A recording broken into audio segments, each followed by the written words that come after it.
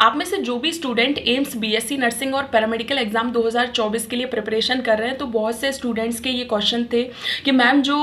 Preparation है वो हम किस तरीके से स्टार्ट करें, हमें समझ में नहीं आ रहा है कि मतलब जो एम्स बीएससी नर्सिंग और पैरामेडिकल एग्जाम 2024 के लिए जो भी प्रिपरेशन है उसको हम किस तरीके से कंटिन्यू करें, जो भी सब्जेक्ट हैं उनको किस तरीके से पढ़ें। तो दोस्तों आज के वीडियो में हम 5 पॉइंट्स को डिस्कस करने वाले हैं, जिनको अगर आप अच्छे तरीके से फॉलो करते हो तो आपकी जो प्रिपरेशन है एम्स बीएससी नर्सिंग के एग्जाम के लिए वो एक बहुत ही अच्छे डायरेक्शन में कंप्लीट होगी। ठीक है, जो 5 पॉइंट्स हैं उनमें सबसे पहला पॉइंट जो है वो है कि सिलेबस को आप जैसे आपके पास पीवाईक्यूज होने चाहिए, जो भी इंपॉर्टेंट पीवाईक्यूज है कम से कम आपके पास 40 से 50 पीवाईक्यूज जो है वो अवेलेबल होने चाहिए। ठीक है, अब बहुत से स्टूडेंट्स के ये क्वेश्चन है कि मैम जो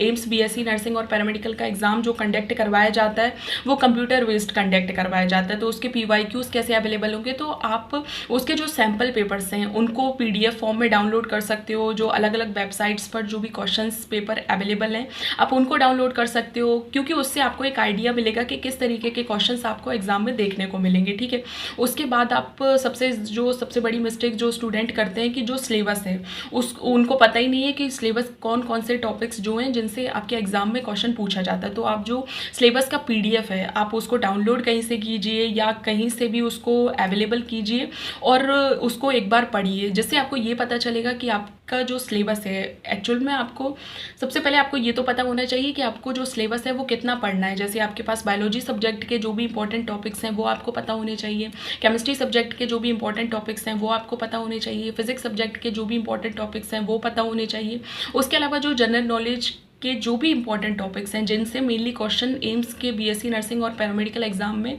पूछा जाता है वो आपको ज़रूर पता होने चाहिए। सेकंड पॉइंट में हम डिस्कस करेंगे, जैसे आप में से बहुत से स्टूडेंट हैं जिन्होंने कोई ऑनलाइन कोचिंग वगैरह ज्वाइन की है या फिर ऑफलाइन कोचिंग वगैरह ज्वाइन की है। ठीक है, उसके अलावा कुछ ऐसे भी स्टूडेंट हैं जो सेल्फ स्टडी से एग्जाम के लिए प्रिपरेशन कर रहे हैं। ठीक है, तो आपने चाहे ऑनलाइन कोचिंग ज्वाइन की हो या फिर ऑफलाइन कोचिंग ज्वाइन की हो या फिर सेल्फ स्टडी से आप अपनी प्रिपरेशन को कंटिन्यू कर रहे हो, कम से कम 5 से 7 घंटे अपनी प्रिपरेशन को दें। लगभग 5 से 7 घंटे जो भी आपका टॉपिक्स वगैरह हैं उनको कंप्लीट करें, क्योंकि अगर आप सेल्फ स्टडी से अपने एग्जाम के लिए प्रिपरेशन कर रहे हो तो लगभग 5 से 7 घंटा पढ़ना कंपलसरी है, क्योंकि तभी आपका जो सिलेबस है वो कंप्लीट हो पाएगा। क्योंकि अगर देखा जाए तो बायोलॉजी सब्जेक्ट भी आपको पढ़ना है, फिजिक्स सब्जेक्ट को भी कवर करना है, उसके अलावा जो केमिस्ट्री सब्जेक्ट है उसको भी कवर करना है, और फिर जो जनरल नॉलेज के जो 10 क्वेश्चन आपसे पूछे जाने वाले हैं तो आपको उसके भी जो इंपॉर्टेंट टॉपिक्स हैं उनको पढ़ना है। ठीक है, उसके अलावा एक इसी के साथ आप एक और पॉइंट ऐड कर सकते हो कि जो हर संडे को, जैसे वीकेंड में आप पढ़ रहे हो 5 से 7 घंटे,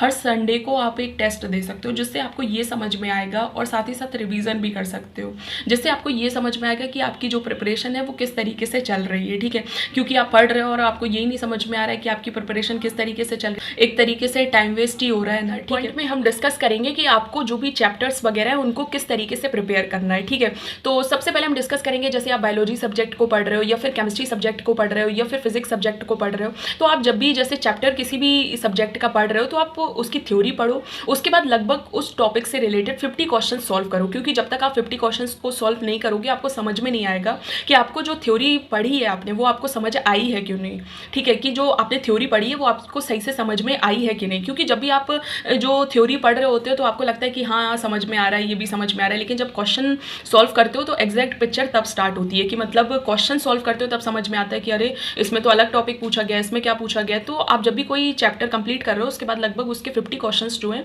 उनको सॉल्व करो। ठीक है, और ये जो पैटर्न है वो आपका हर सब्जेक्ट के साथ होना चाहिए, चाहे फिजिक्स सब्जेक्ट को सॉल्व कर रहे हो या फिर केमिस्ट्री सब्जेक्ट को पढ़ रहे हो।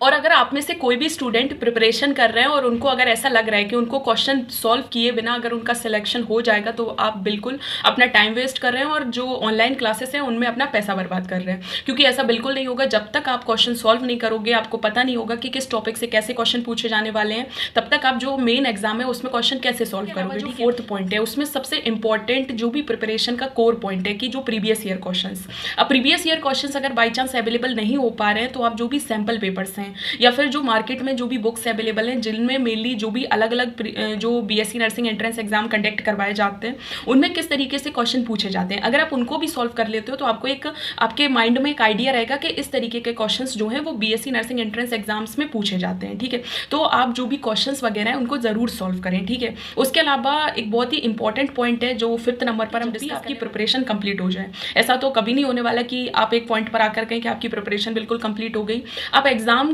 के जैसे आपका एग्जाम 1 महीने बाद होने वाला है, तो एग्जाम के 1 महीने पहले लगभग कंप्लीट 1 महीने तक आप जो मॉक टेस्ट हैं उनमें ज़रूर पार्टिसिपेट करें। जो भी मॉक टेस्ट वगैरह सीरीज अवेलेबल होती है आप उनमें पार्टिसिपेट करें, क्योंकि उससे क्या होगा आपको ये पता चलेगा कि आपकी प्रिपरेशन किस तरीके से हुई है। उसके अलावा ये भी होगा कि जो गलतियां आप मेन एग्जाम में करने वाले हो आप उनको पहले कर लोगे, क्योंकि गलतियां तो होनी ही है। अब कहीं पर आप नेगेटिव मार्किंग जो क्वेश्चन हैं उनको गलत टिक करोगे, कहीं कुछ छोटी मोटी जो भी सिली मिस्टेक्स हैं वो आप करोगे। तो आप मॉक टेस्ट जो है उनको ज़रूर सॉल्व करें, जो भी सीरीज़ वगैरह आप उनको ज्वाइन करें, जिससे क्या होगा कि मेनली जो टेस्ट सीरीज़ वगैरह आप उनको ज्वाइन करें, जिससे क्या होगा कि आपकी एक टाइप से प्रैक्टिस हो जाएगी। तो जब आप मेन एग्जाम में जब बैठोगे तो आपको मतलब एक टाइप की प्रैक्टिस आपकी हो जाएगी, तो आप मेन एग्जाम में सही तरीके से पार्टिसिपेट कर सकते हो, अच्छे तरीके से क्वेश्चन सॉल्व कर सकते हो, जिससे आपके सिलेक्शन के जो चांसेस हैं वो ज़्यादा हो जाएंगे। ठीक है, तो एम्स बीएससी नर्सिंग और पैरामेडिकल एग्जाम 2024 के लिए आप में से जो भी स्टूडेंट प्रिपरेशन कर रहे हैं और अगर उनके बायोलॉजी सब्जेक्ट से रिलेटेड, केमिस्ट्री सब्जेक्ट से रिलेटेड या